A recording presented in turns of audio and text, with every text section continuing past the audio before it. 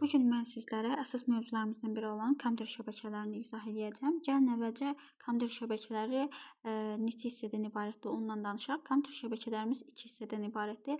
Lokal şəbəkəmiz, qlobal şəbəkəmiz.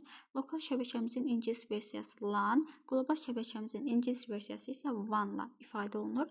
Ümumiyyətlə şəbəkə nədir? Şəbəkə kompüterlərin bir-biri ilə qarşılıqlı əlaqəsini təmin edəndir.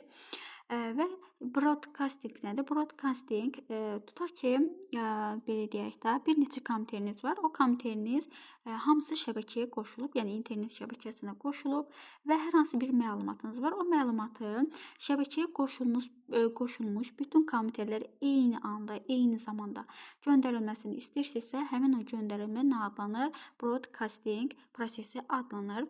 Lokal şəbəkə nədir? Lokal şəbəkə məhdud yerlər üçün, yəni şirkətlər, ofislərdə istifadə olunan şəbəkələrimizdir. Qlobal şəbəkə isə artıq simsiz əlaqə və uzaq məsafələri əhatə edən şəbəkədir. Qlobal şəbəkə biz misal olaraq interneti nə edə bilərik? Nümunə kimi göstərə bilərik. İndi gəlin baxaq kompüter şəbəkələrimizdə kabellərin növlərinə. Ümumiyyətlə kabellərimiz baxaq görək hansılardır. Birinci burulmuş cütdən danışaq. Burulmuş cüt baxın budur 4 cüt naqil, yəni 8 naqildən ibarətdir. Burulmuş cüt əsasən ulduzvari və dairəvi topologiyada istifadə olunur və burada RJ45 ucluqlarından istifadə olunur. Koaksal kabelimiz nədir? Bu şin topologiyasında istifadə olunur. Bunun müsbət xüsusiyyəti yüksək ötürmə qabiliyyətinə malik olmasıdır və baxın şəkil 2-də olduğu kimi optik lifli və yaxud buna fiber optik də deyirik. Bu ancaq ulduz və dairə, yəni halqa topologiyamızda istifadə olunan və şəkil 3-dəki kimi demək nə olunur? Görünür. İndi gəlin növbəti hissəmizə keçək. Növbəti hissəmiz lokal şəbəkələrimizdə əsas aparat vasitələrimiz. Ümumiyyətlə lokal şəbəkəmizdə server anlayışı var, işçi stansiya anlayışı var, kabellər və şəbəkə kartı. Server resursu paylayan kompüterlərimiz, resursdan istifadə edən kompüterlərimiz isə işçi stansiyaları. İndi bunu bir nümunə üzərində izah edeyim sizə. Server mənəm, yəni mən sizə təqdimatlar atıram, testlər atıram. İşçi stansiya isə sizsiniz. Yəni siz həmin o resurslardan, yəni mənim atdığım təqdimatlardan, testlərdən nə edirsiniz? İstifadə edirsiniz. Kabel nədir? Kabelində burada izahatını vermişəm. Yəni naqillər toplusudur, naqillərdən ibarətdir. Sonra şəbəkə kartımızdakı işıq dalğaları və elektrik siqnallarını, rəqəmsal məlumatları çevirəndir. İndi gəlin kompüter şəbəkələrində əlavə avadanlıqlardan danışaq. Birinci başlayaq fasiləsiz qida mənbəyi. Bunun ingilis versiyası UPS-dir. Yəni testlərdə UPS çıxsa birinci fasiləsiz qida mənbəyindən söhbət gedir.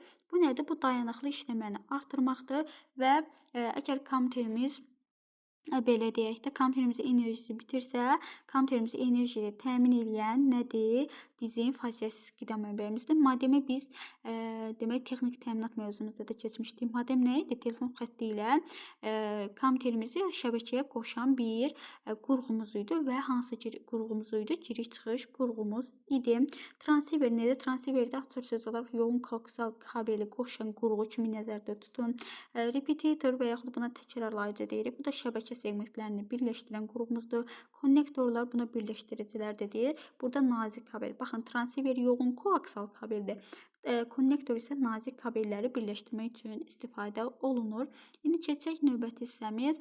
Növbəti hissəmiz terminator nədir? Burada açar sözümüz olaraq açıq kabellərə şəbəkənin qoşulması zamanı demək istifadə olunandır.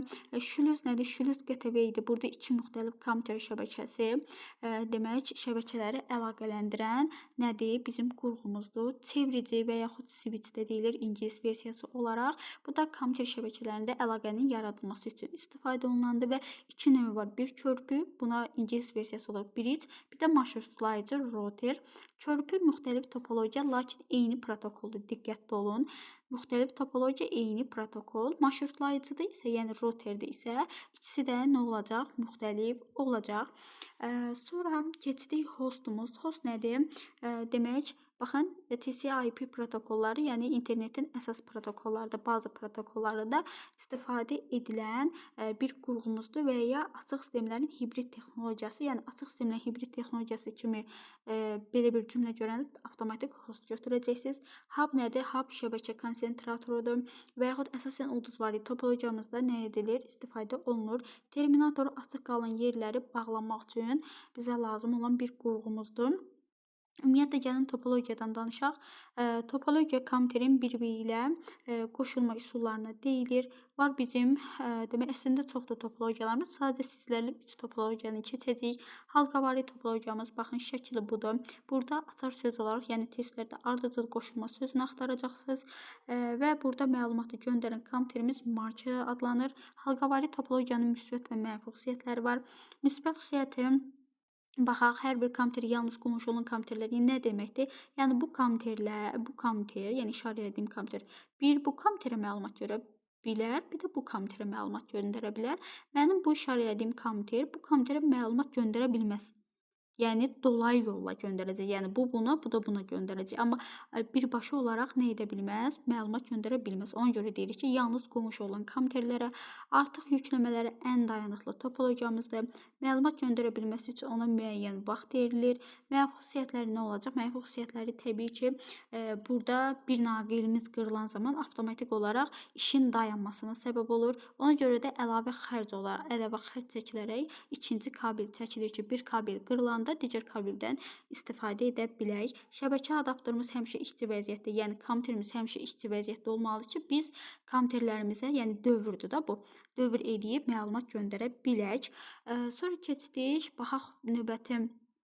Demək, bizdə şin topologiyamızdır. Şin topologiyamızda yenə də baxın, burada paralel sözünü nə edəcəksiniz? Paralel qoşulma sözünü avtomatik axtaracaqsınız testlərdə, bir də koaksial kabellərdən istifadə sözünü axtaracaqsınız. Gəlin yenə də bunun müsbət və mənfi xüsusiyyətlərinə baxaq. Hər hansı bir kompüterin sıradan çıxması şəbəkənin işinə təsir etmir. Nə deməkdir? Bu paralel qoşulma, yəni mən istədiyim yerə, məsəl üçün, baxın, burada bir kompüter qoşa bilərəm, burada bir kompüter qoşa bilərəm. Yəni istədiyim vaxt çıxardı, istədiyim vaxt əlavə edə bilərəm kompüterim. Yeni kompüterin daxil edilməsi asandır dedik. Əsas kabel zədələndə şəbəkə öz işini itirir. Bəli, bu mənim anam. Kabelimdə ana kabel zədələndikdə heç bir kompüterdən məlumat gedib istədiyi kompüterə çatmır. Məlumat toqquşması, kolliziya baş verir. Bu nə deməkdir? Demək, baxın, tutaq ki, buradan bir məlumat gəlir, bir də buradan bir məlumat gəlir. Baxın, buradan gələn məlumat nə edir? Burada bir toqquşma baş verir və həmin toqquşmamız da kolliziya adlanır. Bu da onun mənfi xüsusiyyətləridir. Ulduz topologiyamız nədir? Ulduz topologiyamız demək, mərkəzi, ümumiyyətlə ulduz topologiyası, baxın, buradadır. Yəni ulduza oxşayan bir topologiyamızdır. Nə vaxt aktiv ulduz, nə vaxt pasiv ulduz? O vaxt aktiv olar ki, mərkəzdə kompüter olur. Nə vaxt pasiv olardı ki, mərkəzdə hub və yaxud switch olardı və burada da mərkəzi qovşaq sözünü nə edəcəyik? Axtaracağıq. Yəni bunun müsbət xüsusiyyəti, daha doğrusu mənfi xüsusiyyəti nə olar? Ortada olan bizim kompüterimiz və yaxud hubumuz, switchimiz, yəni avtomatik, daha doğrusu işçi vəziyyəti pis olarsa, yəni nə deməkdir? Yəni mənim kompüterim sıradan çıxarsa, mən digər kompüterlərə nə edə bilmərəm? Məlumat göndərə bilmərəm. Yəni bunun ulduz topologiyasının aktiv olması orta kompüterdən, yəni ortada duran hubdan, switchdən, bir də kompüterdən asılıdır. Bu da onun olur mənfi xüsusiyyətidir. Simsiz texnologiyalarımız, baxın, simsiz texnologiyalarımızın adlarını nə etməlisiniz, bilməlisiniz. Bir də bu, demək, avqust imtahanda düşmüşdü. OSI modelimiz açıq sistemlərin qarşılıqlı əlaqəsidir. Ümumiyyətlə 7 səviyyəmiz var. Ən yuxarı səviyyəmiz tətbiqi, ən aşağı səviyyəmiz isə fiziki səviyyələrdir və qısa olaraq da bunların təriflərini qeyd etmişəm bura.